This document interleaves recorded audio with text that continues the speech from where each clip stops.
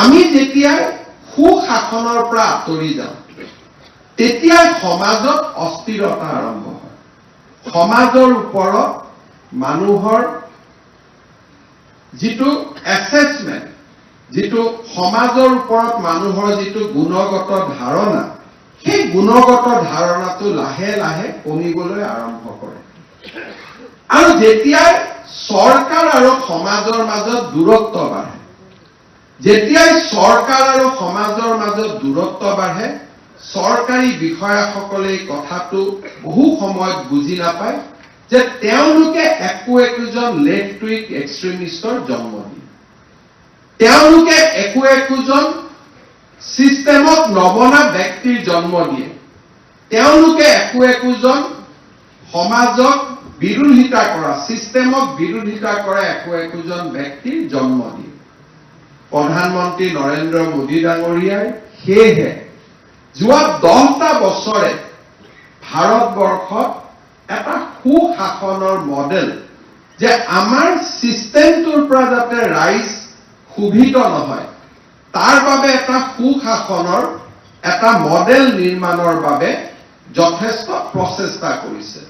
As a result চৰকাৰৰ ব্যৱস্থাৰ সৰলীকৰণ হৈছে, বহুবিলাক ব্যৱস্থা আজি সিস্টেম ড্ৰিভেন হৈছে, আৰু তাৰ লগে লগে গভৰ্নেন্স বা চৰকাৰখন ৰাইজৰ ওপৰত লাহে লাহে তেখেতসকলৰ যিটো ভূমিকা, যিটো আগতে মেক্সিমাম গভৰ্নেন্স আছিল, তাক মিনিমাম গভৰ্নেন্সৰ ফালে সি গতি কৰিছে।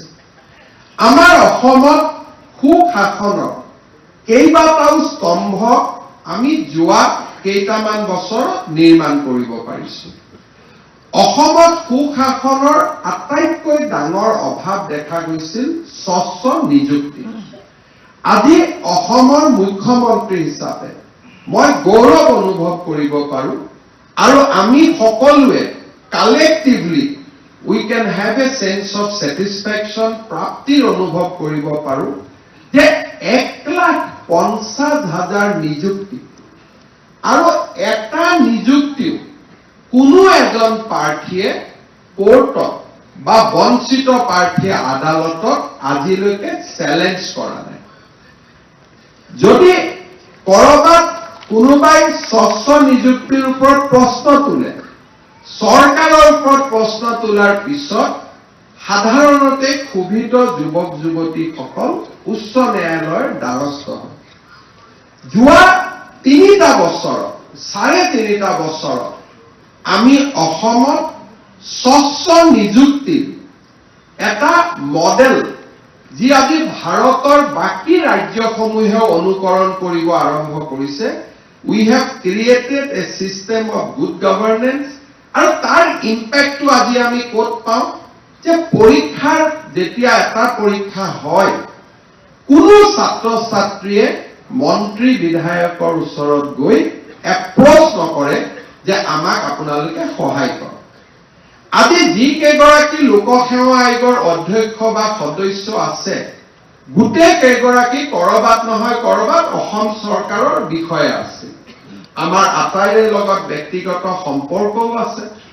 কিন্তু আপোনালোকে যদি নিজৰ জীৱনত অনুভৱ কৰে যে আপোনালোকৰ এজনেও লোকসেৱা আয়োগৰ পৰীক্ষা দি উঠি অকণমান অনুভৱ কৰা নাই যে মন্ত্ৰী এজনক গৈ লগ কৰো, MLA এজনক গৈ লগ কৰো, বিষয়া এজনক গৈ লগ কৰো, কৰবাত মোৰ নামটো কাটি যাব নেকি। আৰু যদি আমি চাব যাওঁ, আজি আমাৰ ভাইবা ভচিত 711 গৰাকী ছাত্ৰ ছাত্ৰী উত্তীৰ্ণ হৈছে, 235 গৰাকী চূড়ান্ত হৈছে।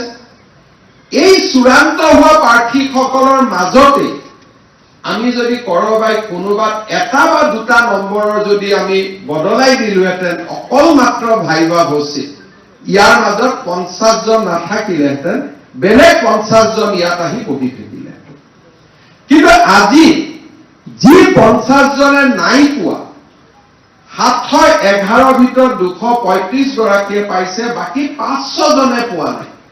কিন্তু 500 জনৰ এজনেও ফেচবুক, সামাজিক মাধ্যম, কোৰ্টত যোৱা নাই যে কৰবাত আমাক বঞ্চিত বঞ্চিত কৰা হৈছে they have accepted যে ইয়াতকৈ আমি পোৱা নাই কিন্তু যিসকলে পাইছে স্বচ্ছতাৰ ভিত্তিত পাইছে এই হলটোত এজনো মুখ্যমন্ত্ৰীৰ আত্মীয় নাই এজনো কোনো মন্ত্ৰীৰ আত্মীয় নাই এজনো কোনো বিধায়কৰ আত্মীয় নাই আৰু কোনেও টকা পইচা দিব পৰা সামৰ্থ্যৱান পৰিয়ালৰ পৰা ইয়াত এজনো অহা নাই অন্ততঃ এছিএছৰ ৰিজাল্ট দিয়াৰ পিছত সামাজিক মাধ্যম বা টেলিভিছন দূৰদৰ্শনত যিখিনি আলাপ আলোচনা হৈছে তাৰ পৰা এইখিনি কথা আমি ধাৰণা কৰিব পাৰোঁ ইয়াৰ মাজতে আমাৰ অৱসৰপ্ৰাপ্ত অধ্যক্ষ চৌধুৰী ডাঙৰীয়াই মোক কৈ গৈছে যে এই 235 গৰাকী ষ্টুডেণ্টৰ মাজতে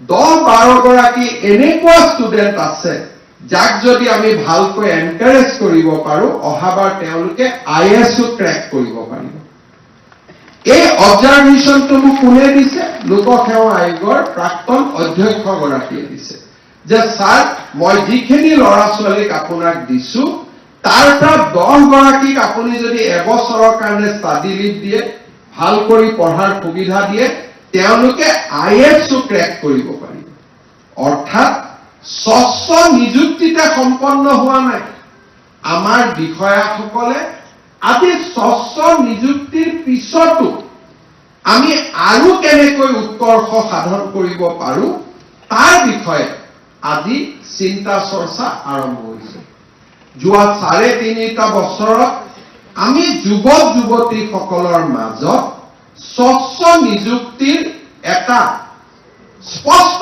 ধাৰণা কোনেও কাকো এপ্ৰ'চ নকৰে মই অলপ আগতে কৈছোঁ যে মই 150 গৰাকী মানুহ 200 গৰাকীলৈকে সপ্তাহত লগ পাওঁ কোনেও মোক কাগজ এখন লৈ নকয় যে মোক পৰীক্ষাটোত পাছ কৰাই দিব লাগে because that message has gone very loud and very strongly যে আমাৰ নিযুক্তিৰ ক্ষেত্ৰত অসমত এতিয়া টকা পইচা কোনেও নলয় কিন্তু আজি আমি নিযুক্তি পালোঁ নিযুক্তি পোৱাৰ পিছতে আমাৰ দুটা কাম কৰিব লাগে ট্ৰেজাৰীত গৈ আমি এনপিএছৰ এটা একাউণ্ট বনাব লাগে আৰু ট্ৰেজাৰীত গৈ আমাৰ প্ৰথম দৰমহাৰ বিলটো পাছ কৰিব লাগে সেই সময়তে মোলৈকে হোৱাটছআপ অহা আৰম্ভ হয় যে ছাৰ আমাক 500 টকা নিদিলে এনপিএছ নম্বৰটো দিব স্বচ্ছ নিযুক্তিৰ পোৱাৰ পিছতে আপোনালোকেও ইয়াত অনুভৱ কৰিব হয়তো এছিএছ কেইজনে অনুভৱ নকৰিব এপিএছ কেইজনে অনুভৱ নকৰিব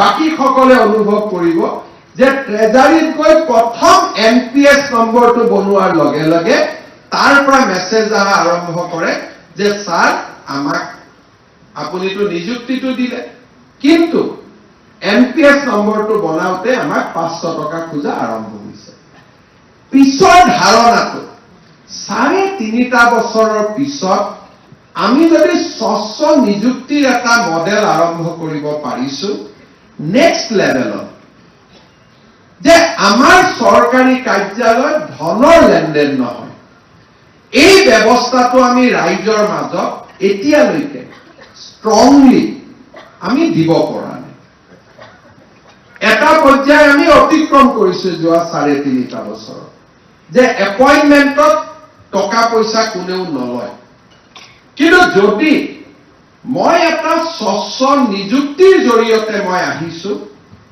নেক্সট মোৰ অবজেক্টিভ কি হ'ব লাগিব মই স্বচ্ছতা আনিব লাগিব if I am a product of a spoiled system then I have every right to earn money মই এসময়ত শিক্ষামন্ত্ৰী থাকোঁতে কংগ্ৰেছ চৰকাৰৰ দিনত ইন্সপেক্টৰ অফ স্কুল সকলৰ এখন বৈঠক কৰিছিলোঁ মই এজন ইন্সপেক্টৰ অফ স্কুলক সুধিছিলোঁ যে আপুনি ইমান কিয় পইচা লয় তেতিয়া তেখেতে মোক কৈছিল যে ছাৰ 30 লাখ টকা দি চাকৰি লৈছোঁ সুদত ধাৰ আছে টকাকেইটাটো উলিয়াই ধাৰটো মাৰিব লাগিব 2 বছৰ মই ধাৰটো মাৰি লম তাৰপিছত ছাৰ আপুনি যেনেকৈ কয় তেনেকৈ কৰিম and that was the reality পৰৱৰ্তী সময়ত প্ৰথমতে মই বিশ্বাস কৰা নাছিলোঁ পৰৱৰ্তী সময়ৰ কথা বতৰা এইবোৰ যে সত্য আছিল তাক প্ৰমাণো কৰিছে এতিয়া সমস্যাটো হ'ল if I am a product of a spoiled system then মোৰ কনসিয়েন্সত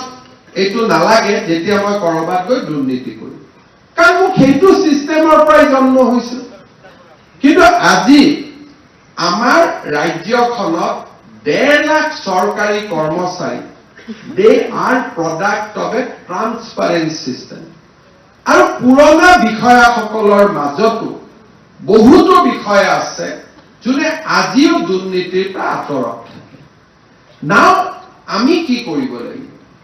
যিসকলৰ জন্ম স্বচ্ছতাৰ মাজত আছে আৰু যিসকলে স্বচ্ছতাক জীৱনৰ ব্ৰড হিচাপে সমাহিত কৰি লৈছে, এই দুইটা বিষয়া কৰ্মচাৰী যদি একলগ হয় যে আমি চৰকাৰী কাৰ্যালয়ত আমি অন্তত সাধাৰণ জনতাক আমি কষ্ট খাব নিদিওঁ, আমি দৰিদ্ৰজনক আমি কষ্ট খাব নিদিওঁ, আমাৰ অসমত সুশাসনৰ আন এটা স্তম্ভ আমি আৰম্ভ কৰিব পাৰিম। যোৱা কেইটামান দিনত মই এজন নাম ক'ব খোজা নাই, CM ভিজিলেন্সত ইনকুৱাৰীৰ কাৰণে এজন পাৰ্টিকুলাৰ অফিচাৰক যোৱা এমাহত আমি ট্ৰেক কৰি আছো। আৰু অফিচাৰজনৰ লগত কথা বতৰা পাতিলে আমি এইটোৱে বুজো যে তেওঁৰ ড্ৰাইভাৰৰ গুগল পে, PSৰ গুগল পে, এইবিলাকৰ জৰিয়তে টকা পইচা সংগ্ৰহ কৰাৰ এটা কাৰ্টেল তেওঁলোকে নিৰ্মাণ কৰি লৈছে। অহা 10টা দিনৰ ভিতৰত যেতিয়া আমি বিষয়াজনক গ্ৰেপ্তাৰ কৰিম বা নিলম্বিত কৰিম, আপোনালোকে নামটো গম পাব, মই আজি নাম ক'ব খোজা নাই। বাট এই যে ব্যৱস্থা, and he is a product of transparent system. এইটো নহয় যে তেওঁ বহুত দিন আগত চাকৰি পোৱা, যোৱা 3.5 বছৰত চাকৰি পোৱা। সেয়েহে আজিৰ দিনটো আমি সংকল্পবদ্ধ হোৱাৰ দিন যে আমি সুশাসনৰ আনটো স্তম্ভ আমি নিৰ্মাণ কৰিম। স্বচ্ছ নিযুক্তিৰ পিছত স্বচ্ছ শাসন। স্বচ্ছ নিযুক্তি, it is not an aim in itself. It is a means to achieve an aim. যদি স্বচ্ছ নিযুক্তিয়ে স্বচ্ছ শাসন ব্যৱস্থা এটাৰ জন্ম দিব নোৱাৰে, তেতিয়াহ'লে যোৱা অহা 2টা বছৰৰ পিছত মানুহে আমাকে ক'ব যে স্বচ্ছ নিযুক্তিৰ কি লাভ আছে? স্বচ্ছ নিযুক্তিৰ কাৰণেতো কোনোতো চৰকাৰতো দুৰ্নীতি কমা নাই। গতিকে আপোনাৰ ধাৰণাটো ভুল, আমি পুৰণা ৰাস্তালৈকে উভতি যাওঁ। দেয়াৰ আৰ অলৰেডি ডিছকাশ্যন আমাৰ সমাজখনৰ মাজত যে আপুনিতো স্বচ্ছ নিযুক্তি দিছে, কিন্তু মানুহেতো টকা পইচা লৈ কাম কৰাই আছে। গতিকে স্বচ্ছ নিযুক্তি দিয়াতকৈ আগৰ দৰে আমি চলি থাকো, এটলিষ্ট পলিটিকেলি আমাৰ অলপ লাভ হ'ব, 2-4টা ল'ৰাক চাকৰি দিব পাৰি। চ' ট্ৰান্সপাৰেণ্ট এপইণ্টমেণ্ট, স্বচ্ছ নিযুক্তি যদি স্বচ্ছ শাসনৰ ফালে লৈ নাযায়, তেতিয়াহ'লে তাৰ ৰিভাৰ্চ চাইকেল এটাও within 5 years it will start. And I am worried for that. মোৰ কাৰণে চিন্তাৰ এটা ডাঙৰ বিষয় হৈছে যে স্বাভাৱিকতে আমাৰ গণতন্ত্ৰত সদায় একেটা চিষ্টেম চলি নাথাকে। শাসনৰ পৰিৱৰ্তন হয়, ব্যক্তিৰ পৰিৱৰ্তন হয়। যোৱা 3.5 বছৰতে নতুন নতুন মন্ত্ৰী আহিছে, উপ নিৰ্বাচন হৈছে, নতুন বিধায়ক হৈছে, নিৰ্বাচন হৈছে, নতুন সংসদ হৈছে। এটা চিন্তাধাৰাক আমি যদি ইনষ্টিটিউচনেলাইজ কৰিব লাগে যে নাও ট্ৰান্সপাৰেণ্ট এপইণ্টমেণ্ট ইজ বিং ইনষ্টিটিউচনেলাইজ, ইয়াক আৰু কোনেও চুব নোৱাৰে, তাক যদি আমি এচিভ কৰিব লাগে, আমি নেক্সট ষ্টেজলৈকে যাব লাগিব। সেইটো হ'ল স্বচ্ছ শাসন ব্যৱস্থা। আৰু স্বচ্ছ শাসন ব্যৱস্থাৰ লগত it has to be efficient শাসন ব্যৱস্থা। মোৰ স্বচ্ছতা আছে, কিন্তু মোৰ এফিচিয়েঞ্চি নাই। আমাৰ চৰকাৰত যোৱা 5 বছৰ আগলৈকে একোটা ধাৰণা আছিল যে প্ৰত্যেক কাৰ্যালয়তে একোজন বিষয়া থাকে, he is corrupt but he is efficient. সেইকাৰণে ওপৰৰ বিষয়াসকলেও তেওঁক ভাল পায় যে ছাৰ কি কৰিম, যি কাম কৰাব লাগে ইয়াৰ থ্ৰু দিয়ে কৰাব লাগে, ভাল হওক বেয়া হওক ইয়াকে ক'ব লাগে। চ' আমি স্বচ্ছ নিযুক্তি, স্বচ্ছ শাসন ব্যৱস্থা আৰু ইয়াৰ লগত এই এফিচিয়েণ্ট গভৰ্নেন্স, যোৱা 3.5 বছৰত আমি কেইবাটাও কোভিডৰ সময়ত আমি যিধৰণে কোভিড ৰেছপন্স কৰিছিলোঁ অসমত, আজি মিছন বসুন্ধৰা হওক, আজি এনেকুৱা বহুকেইটা কাম আমি হাতত লৈছো যোনে চৰকাৰক এফিচিয়েঞ্চি দিছে। কিন্তু মই ভাবো it has to be a synergy of transparent or good governance. Good গভৰ্নেন্সৰ চিনাৰ্জিটো হ'ব স্বচ্ছতা আৰু ক্ষিপ্ৰতা। স্বচ্ছতা আৰু ক্ষিপ্ৰতাৰ মাজত যেতিয়া চিনাৰ্জি হ'ব, তেতিয়াহে আমি মানুহক এটা সুশাসনৰ মডেল দিব পাৰিম। যোৱা কেইদিনমান আগতে মই ছিংগাপুৰত আছিলো। ইনভেষ্টৰসকলৰ লগত কথা পাতোতে অসমীয়া প্ৰবাসী অসমীয়াসকলৰ লগতো মোৰ সাক্ষাৎ হৈছিল। তেওঁলোকে মোক কৈ আছিলে যে মুখ্যমন্ত্ৰী ডাঙৰীয়া, আমি ইয়াত থুই পেলাব নোৱাৰো ৰাস্তাত। মই বোলো থুই পেলালে কি হ'ব? বোলে চুইংগাম খাব নোৱাৰো। বোলে চুইংগাম খালে কি হ'ব? বোলে ছাৰ থুই পেলালে চুইংগাম খালে লগে লগে কেমেৰাই ধৰিব আৰু ঘৰলৈকে এখন ফাইন গুচি যাব। অসমীয়া মানুহে তাত তামোল নাখায়, অসমীয়া মানুহে তাত চুইংগাম নাখায়, অসমীয়া মানুহে তাত পাণ মছলা নাখায়। অথচ ইয়াত যদি আমি কাৰোবাক কম পাণ মছলা নাখাব, তেওঁ ভাবিব পাণ মছলা খোৱাটো মোৰ জন্মস্বত্ব অধিকাৰ, ইয়াক কেনেকে মুখ্যমন্ত্ৰীয়ে মানা কৰিব পাৰে? বোলে থুই নেপেলাব। আৰে নতুনকৈ নিৰ্মাণ হোৱা ফ্লাইঅভাৰত প্ৰথম থুই পেলোৱা অধিকাৰটো মোৰ হয়, ইয়াক আমি কেনেকে না কৰিব পাৰিব? কোন মুখ্যমন্ত্ৰীয়ে মোক মানা কৰিব পাৰিব? Because this is my first right. যেতিয়া প্ৰথম দিনাখন কোনোবা এখন মেডিকেল কলেজত যাওঁ, ৱালখন একদম বগা হৈ আছে, তাত প্ৰথম থুই পেলোৱা অধিকাৰটো মোৰ, কাৰণ গ্ৰিনিছ ৱৰ্ল্ড ৰেকৰ্ডত তেতিয়াহে মোৰ নামটো লিপিবদ্ধ হ'ব যে ময়ে প্ৰথম। পিছত মই মোৰ লগত গাঁৱত গৈ কবাই চাবি দেই, এই ৱালত যিটো থুই মাৰা চিন আছে, তামোলৰ পিক আছে, সেইটো মই কৰি আহিছিলো। চ' তাৰমানে আমি এতিয়াও যিটো ব্যৱস্থা, এই ব্যৱস্থাটোক আমি শৃংখলিত এইকাৰণেই কৰিব পৰা নাই কাৰণ আমাৰ প্ৰশাসনত এফিচিয়েঞ্চিৰ অভাৱ। আজি আমি এখন টেকনলজি, যিমানবিলাক টেকনলজি আমাৰ হাতত আছে গুড গভৰ্নেন্সৰ, তাক যদি আমি এমপ্লয় কৰোঁ, নীতি নিয়মৰ পৰিৱৰ্তন কৰোঁ, মানুহ আৰু চৰকাৰৰ মাজত ইণ্টাৰফেচ বহু গুণে কমি যাব। ছিংগাপুৰত পুলিচ কোনেও দেখা নাপায়, কিন্তু চবতে পুলিচ আছে, কাৰণ প্ৰত্যেকটো পুলিচ কেমেৰাৰ সন্মুখত বহি থাকে। আমাৰ ইয়াতো কেমেৰা আছে, এনেকুৱা নহয় যে আমাৰ গুৱাহাটীত কেমেৰা নাই। I think now we have CCTV more than 500 places.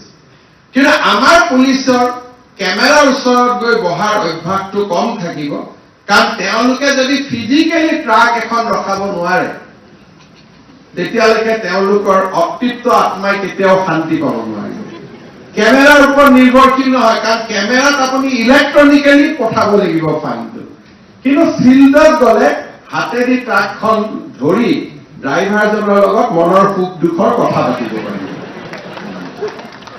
তাৰমানে উই have systems, we have technology, but we do not want to deploy technology. কারণ probably আমাৰ মাইন্ডসেটৰ লগত খাপ নাখায়। মই এটাই কথা ক'ব খোজো যে এনেকুৱা কেতিয়াও হ'ব নোৱাৰে যে আমাৰ অসমখন সদায় পিছুৱাই থাকিব। আজি বহু সময়ত আমি দেখা পাওঁ যে লাহে লাহে আমাৰ ৰাজ্যখন আগবাঢ়ি গৈছে, বাট উই কেন গো মোৰ ফাষ্টাৰ। আমি বহুখিনি আগুৱাই যাব পাৰোঁ। ইফ চিভিল চাৰ্ভেণ্ট, গভৰ্ণমেণ্ট এমপ্লয়ীয়ে স্বচ্ছতা, অকল প্ৰধানমন্ত্ৰী ডাঙৰীয়াই যেতিয়া স্বচ্ছতা কয়, ৰাস্তাৰ আৱৰ্জনাক নকয়, মনৰ আৱৰ্জনাকো সামৰি লয়। That is the Gandhian principle of our life. যদি আমি স্বচ্ছতাক আৱৰি লওঁ, জীৱনত স্বচ্ছতাক আমি আমাৰ জীৱনৰ ব্ৰড হিচাপে লওঁ, মুখ্য সচিবে কোৱাৰ দৰে will get immense internal satisfaction. এতিয়া আমাৰ নিৰাপত্তাৰ চিন্তা আমাৰ কৰাৰ প্ৰয়োজন নাই। ৰাজ্য চৰকাৰে চৰকাৰী কৰ্মচাৰীসকলক যোগদান কৰাৰ পিছতে চৰকাৰক ঘৰ বনাবৰ বাবে 30 লাখ টকাৰ লোন দিয়ে, গাড়ী কিনিবৰ কাৰণে লোন দিয়ে। এজন চৰকাৰী কৰ্মচাৰীৰ কিবা কাৰণত যদি মৃত্যু হয়, আমি ল'ৰা ছোৱালীৰ কাৰণে চিন্তা কৰিব নালাগে। যি ধৰণে দৰমহা মই পাই আছিলো, মোৰ পৰিয়ালেও তেনেকে দৰমহা পাই থাকিব। যদি কৰবাত এক্সিডেন্ট হয়, 1 কোটি টকালৈকে ইন্সুৰেন্স কাভাৰেজ লাভ কৰিব। ছচিয়েল চিকিউৰিটি, আগতে মানুহে কৈছিলে যে নহয়, মই অলপ টকা পইচা কৰিব লাগিব, নহলে ছোৱালীজনীক বিয়া দিব নোৱাৰিম। আজিকালি তাৰো সমস্যা নাই, কাৰণ ছোৱালীয়ে নিজে ইমান ভাল চাকৰি কৰে যে তেওঁক বিয়া দিয়াৰ কথা দেউতাক মাকে চিন্তা কৰিব নালাগে। বৰঞ্চ সেই ছোৱালীজনীক বিয়া কৰাব কাৰণে 2-3টা ল'ৰা আহে। We have to select out of that কাক আমি বিয়া কৰাম। অপশ্যন হেজ কাম টু আছ নাও। আগত আমাৰ ইয়াত যৌতুকৰ কথা নাই। আমাৰ নিজৰ জীৱনত চিন্তা কৰাৰ সমগ্ৰ দায়িত্ব চৰকাৰে লৈছে। আমি একোৱে কৰিব নালাগে। প্ৰথম চাকৰি কৰিলে আমাৰ মনত কি ইচ্ছা যায় যে আমি ফ্লেট এটা ল'ব পাৰো। Now government gives you loan up to 30 lakh. আমি বেলেগক হাত কটাৰ প্ৰয়োজনীয়তাই নাই। গাড়ী এখন ল'ব পাৰো নেকি? চৰকাৰী ব্যৱস্থা আছে। আজি মোৰ এক্সিডেন্ট হলে কি হ'ব? গভৰ্ণমেণ্টৰ ব্যৱস্থা আছে। বেমাৰ হলে কি হ'ব? গভৰ্ণমেণ্টৰ ব্যৱস্থা আছে। এণ্ড এজ ডেইজ গোজ বাই, এই ব্যৱস্থাবোৰ আৰু শক্তিশালী হৈ গৈ থাকিব। প্ৰধানমন্ত্ৰী নৰেন্দ্ৰ মোদী ডাঙৰীয়াই সদায় কৈ আহিছে যে 2047 চনত আমি ভাৰতক বিকশিত ৰাজ্য হিচাপে চাব বিচাৰো, এজ এ ডেভেলপ নেশ্যন। আৰু 2047লৈকে আমাৰ যাত্ৰা হল অমৃতৰ যাত্ৰা। আমি যাতে অমৃত পথত অৱতীৰ্ণ হ'ব পাৰো। আমি 2047 চন দেখা পাম নাপাম, উই ডু নট নো। কিন্তু আজি ইয়াত নিযুক্তি পত্ৰ লবলৈ অহা সকলোৱে 2047 চন দেখা পাব। এক প্ৰকাৰ ক'ব গ'লে বিকশিত ভাৰতৰ আপোনালোক অমৃতৰ সন্তান। কাৰণ you lead our country towards 2047 when our nations will be developed nation. আজি আমি তৃতীয় মহাশক্তি অৰ্থনৈতিক দৃষ্টিকোণৰ পৰা 2027ত আমি তৃতীয় মহাশক্তি হম। আৰু 2047ত আমি ডেভেলপড নেশ্যনছ হম। One of the developed nation, few nations যাক আমি পাৰ কেপিটা সকলো ফালৰ পৰা ডেভেলপড নেশ্যনছ বুলি কওঁ। সেই ডেভেলপড নেশ্যন আমি 2047ত হমগৈ। And you will all be there at that point of time. আপোনালোক সকলোৱে জীৱিত হৈ থাকিব, ভগৱানে আৰু দীৰ্ঘ আয়ু দিয়ক। You will all be alive. You will see that new India যে আমি আমাৰ জীৱন কালত দেখা পাম নাপাম আমি নাজানো।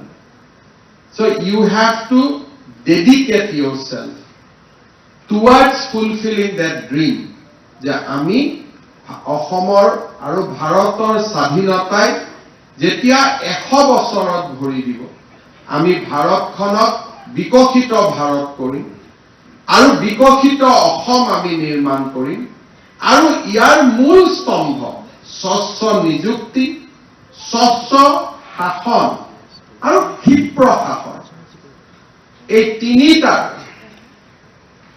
ধ্বজাবাহক হিচাপে আমি সকলোৱে নিজক আকৌ এবাৰ নিয়োগ কৰিব লাগিব।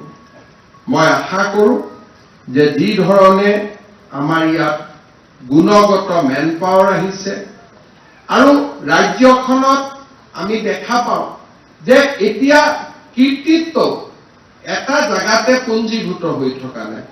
আমি যদি 235 গৰাকী ছাত্ৰ ছাত্ৰীক চাব যাওঁ, যদি গুৱাহাটীৰ পৰা 37, নগাঁৱৰ পৰা 19, কামৰূপৰ 18, ডিব্ৰুগড়ৰ 13, লখিমপুৰৰ 12, বৰপেটাৰ 11, তিনিচুকীয়াৰ 11, যোৰহাটৰ 11, বিশ্বনাথৰ 8, শিৱসাগৰ 8, ডিমা হাছাও জিলাৰ পৰা 7 গৰাকী এইবাৰ ACS বা আমাৰ কম্বাইন্ড চিভিল সাৰ্ভিস পৰীক্ষা পাছ কৰিছে।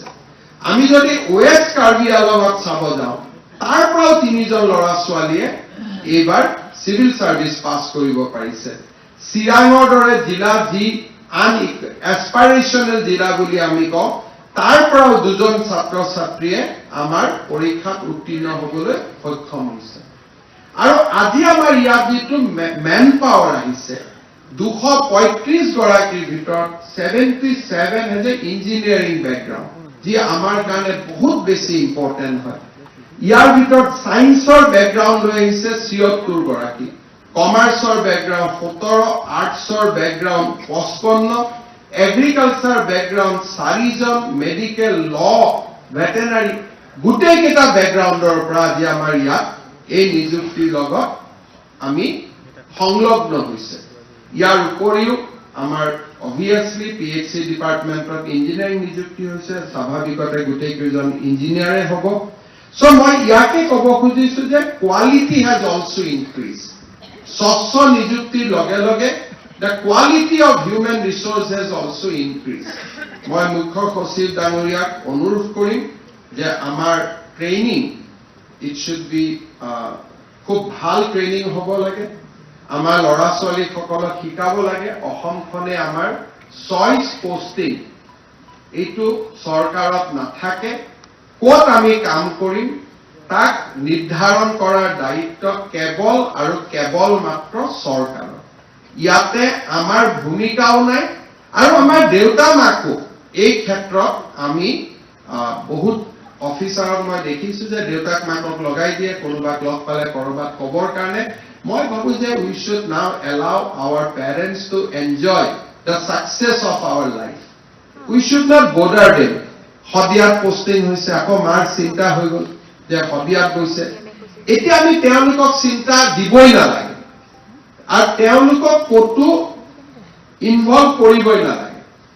মোৰ অভিজ্ঞতা হ'ল বহুত দিন মেডিকেল কলেজৰ প্ৰফেচাৰসকল কেতিয়াবা যেতিয়া তেওঁলোকক ট্ৰান্সফাৰ লাগে তেওঁলোকে নিজৰ দেউতাক মাকক লৈ মোৰ তাত আহি পেলাই দেউতাক মাক চাব লাগে, গতিকে মোক গুৱাহাটীত দিব লাগে। তেতিয়া মই তেওঁলোকক সুধো দেউতা মাৰ লগত আপুনি থাকে নে নাই? লাহেকৈ কথাটো নোকোৱা হৈ যায়, কাৰণ ঘৰ দুটা। দেউতাক মাক যদি জ্যোতিনগৰত থাকে তেওঁ খানাপাৰাত থাকে, গতিকে কথাটো তাতে শেষ হৈ যায়। গতিকে গভৰ্ণমেণ্টৰ কামত চৰকাৰৰ কামত দেউতা মাক দূৰত ৰাখিব লাগে। They have done enough for us. আমাৰ কাৰণে তেওঁলোকে বহুত কৰিলে, আমি তেওঁলোকক এতিয়া উপযুক্ত সন্মান দিব লাগে, আমি তেওঁলোকক মৰম আদৰ গোটেইখিনি দিব লাগে। এণ্ড আমি তেওঁলোকক ইজন মন্ত্ৰীক ফোন কৰক, ইজন মন্ত্ৰীক ফোন কৰক, দিজ থিংছ আমি ক'তো ইনভলভে হ'ব নালাগে, কাৰণ গোটেই অসমখনে আমাৰ সদিয়ে। মইতো কওঁ ভাৰতখন আমাৰ, মোৰতো চিন্তাধাৰা আৰু ওপৰত যে ভাৰতখনে আমাৰ।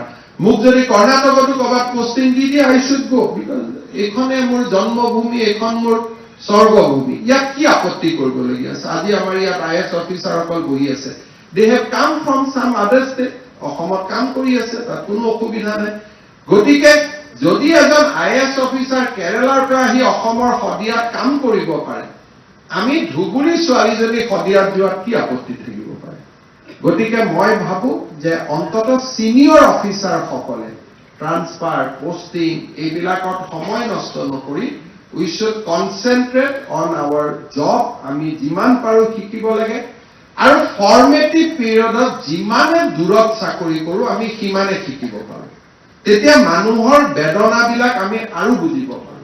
গুৱাহাটীৰ মানুহেতো কিবা কিবি কৰি কামখিনি কৰাই লয়, কিন্তু ধুবুৰী মানকাছাৰত থকা মানুহজনে নিজৰ কাম কেতিয়াও কৰাই ল'ব নোৱাৰে।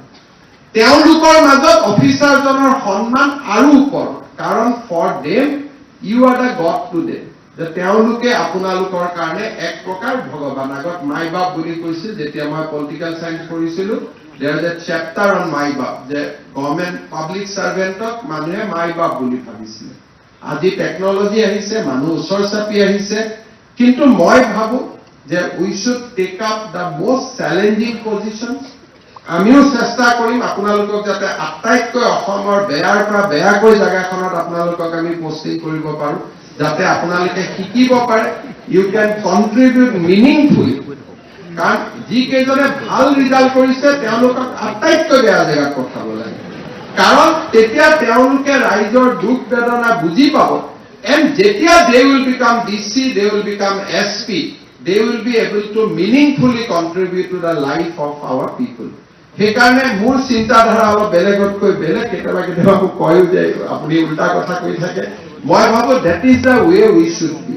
যিমানে এজ পাৰ মোক প্ৰধানমন্ত্ৰী ডাঙৰীয়াই কৈছে, এইটো মোৰো কথা নহয়, প্ৰাইম মিনিষ্টাৰে মোক কৈছে যে আটাইতকৈ ভাল অফিচাৰ কেইজনক এছপাইৰেশ্যনেল ব্লক আৰু এছপাইৰেশ্যনেল ডিষ্ট্ৰিক্টত দিব লাগে। কাৰণ আকাংক্ষী জিলা আৰু আকাংক্ষী ব্লকত গলেহে আমি ৰাইজৰ কাৰণে আটাইতকৈ বেছি কাম কৰিব পাৰিম। এণ্ড ইনফেক্ট লাষ্ট CM কনক্লেভত that is one of the direction of Prime Minister that আটাইতকৈ ভাল মেৰিটৰিয়াছ অফিচাৰ খিনি আমি এছপাইৰেশ্যনেল ডিষ্ট্ৰিক্ট আৰু এছপাইৰেশ্যনেল ব্লকত পোষ্টিং কৰিব লাগে।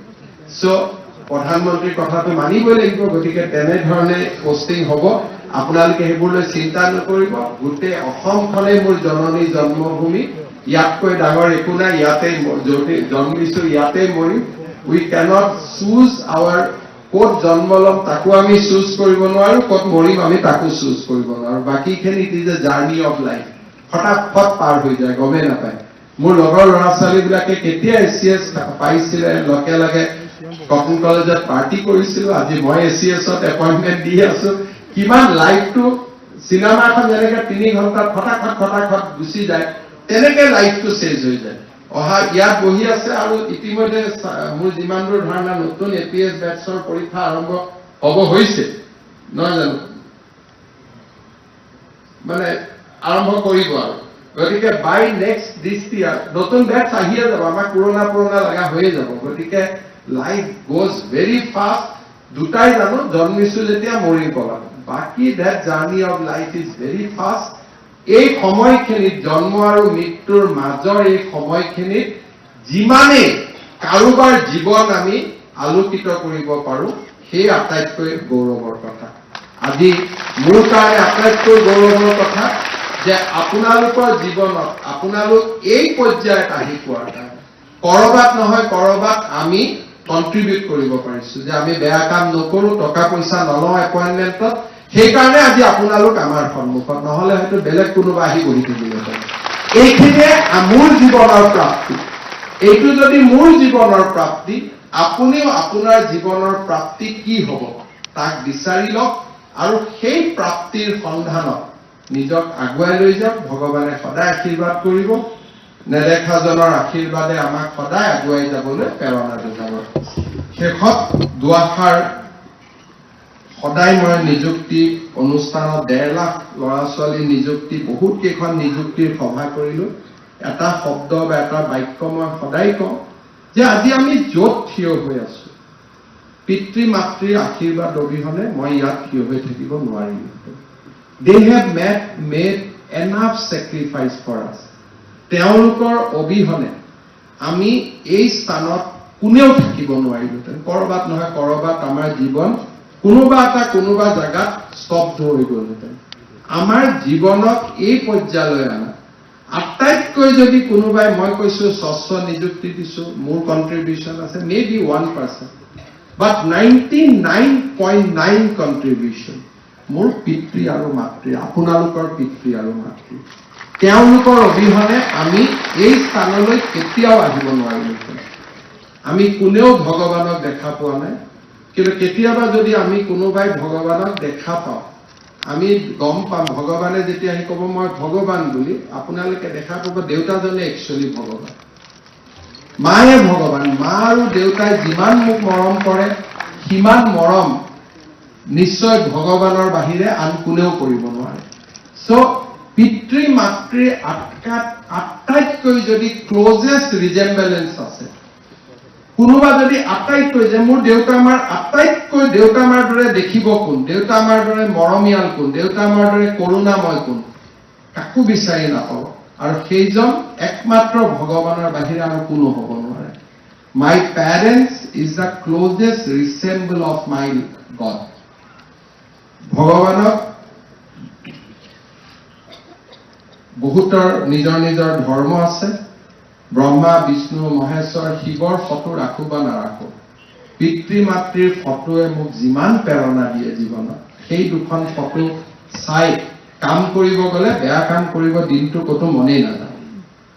সকলোৱে নিজৰ কাৰ্যালয়ত নিজৰ দেউতা মাৰ ফটোখন ৰাখিব, সদায় প্ৰেৰণা পাব, জীৱন যুদ্ধত কেতিয়াও হাৰি নাযাব। বহুত বহুত ধন্যবাদ। জয় হিন্দ, বন্দে মাতৰম।